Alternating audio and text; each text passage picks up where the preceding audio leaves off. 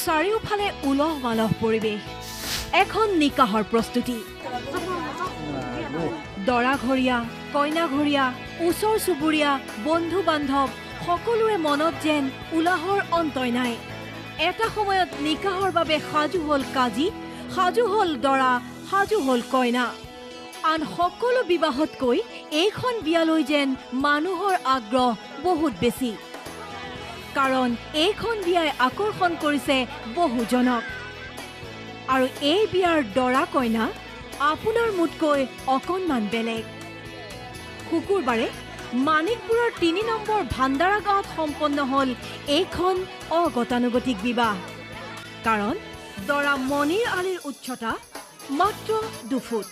আৰু এই ২ ফুট উচ্চতাৰ মণিৰ আলিৰ লগত ২০ বছৰীয়া ৱাছিয়া খাতুন নামৰ কইনাৰ বিবাহ সুকলমেই সম্পন্ন হ'ল এখন দোকান দি জীৱিকা নিৰ্বাহ কৰে মাত্ৰ ২ ফুট উচ্চতাৰ মণিৰ আলিয়ে হ'লেও এখন সুখৰ সংসাৰ জীৱনৰ হাঁহি কান্দোন আবেগ অনুভূতি সকলোবোৰে পৰিপূৰ্ণ হৈ আছে এওঁলোকৰ জীৱনো আপনি কি করে এনে কি করে আপনি গালামালের দোকান সকান দিছি আর আপনি যে বিয়া যে পাতিলে আপনার ভবিষ্যৎ পরিকল্পনা কি তার মানে পরিকল্পনা কি সংসার কর্ম ভবিষ্যতে আপনি তার বিয়া পুরা সুখী তার মানে আপনি না পুরা কি দৰা আহি কইনা ৱাছিয়া খাতুনৰ ঘৰত উপস্থিত হোৱাৰ লগে লগে লোকাৰণ্য হৈ পৰিল বিয়াঘৰ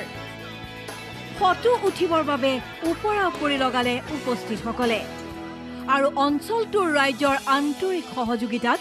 ২ ফুট উচ্চতাৰ মণিৰ আলি আৰু তাতকৈ অকণমান ওখ ৱাছিয়া খাতুনৰ বিবাহ সুকলমেই সম্পন্ন হ'ল